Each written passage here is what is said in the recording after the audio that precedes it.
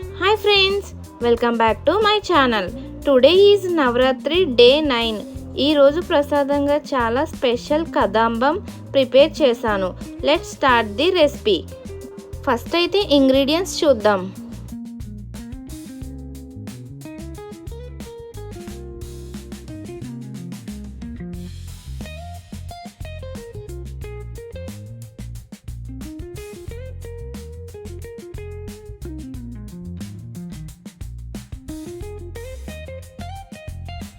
ముందైతే ఒక బౌల్ తీసుకుని హాఫ్ కప్ పెసరపప్పు, హాఫ్ కప్ కందిపప్పు యాడ్ చేసుకోవాలి.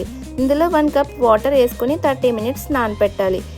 ఇప్పుడు మరొక కప్లో నిమ్మకాయ అంత సైజులో చింతపండు తీసుకుని వాటర్లో నానపెట్టుకోవాలి. నెక్స్ట్ ఒక ప్యాన్లో 1 cup rice, 3 cups water add చేసుకోవాలి.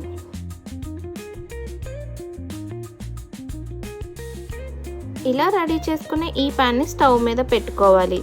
తర్వాత ఇందులో ముందుగా నానబెట్టుకున్న పెసరపప్పు మరియు కందిపప్పుని యాడ్ చేసుకోవాలి. యాడ్ చేసుకొని కొద్దిసేపు ఉడకనివ్వాలి.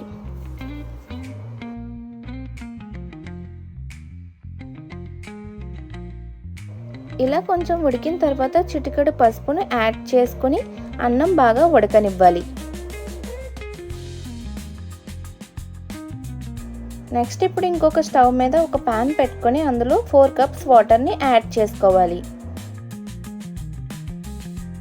ఇప్పుడు ఇందులో వంకాయ ముక్కలు, బంగాళదుంప ముక్కలు, క్యారెట్ ముక్కలు,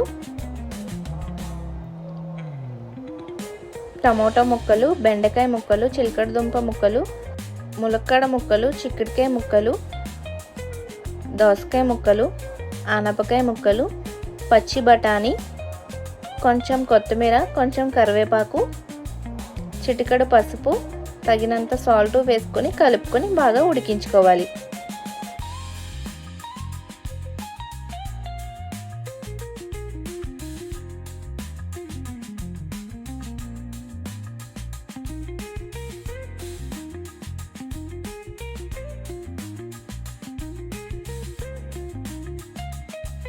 ఉడికిన తర్వాత ఇలా ఒక గరిటె సాయంతో ముక్కల్ని స్పూన్తో కట్ చేసి చూడండి. కట్ అయితే కనుక ముక్కలు ఉడికినట్టే.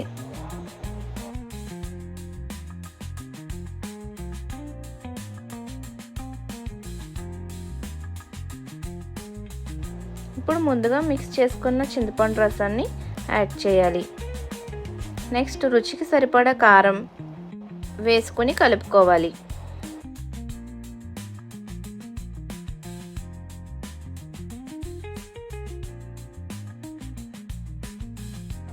ఇప్పుడు ఇందులో ముందుగా కుక్ చేసుకున్న రైస్ని యాడ్ చేసి బాగా మిక్స్ చేసుకోవాలి.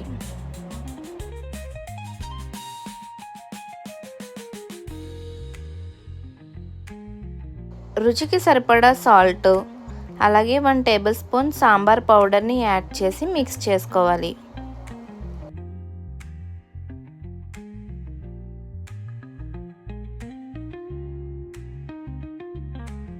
లాస్ట్లో చిన్న బెల్లం ముక్కని యాడ్ చేయాలి. బెల్లం యాడ్ చేయడం వల్ల రుచి బాగుంటుంది. నెక్స్ట్ ఇంకొక ప్యాన్ పెట్టుకొని ఆయిల్ వేసుకొని 1 టేబుల్ స్పూన్ ఆవాలు, 1 టేబుల్ స్పూన్ జీలకర్ర, 2 ఎండుమిర్చి వేసుకొని ఫ్రై చేసుకోవాలి.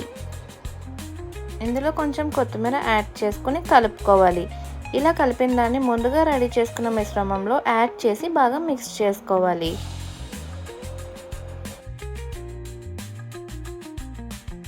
ఇప్పుడు ఇందులో కొంచెం కొత్తిమీర చల్లుకొని ఒక ప్లేట్లోకి తీసుకోవడమే.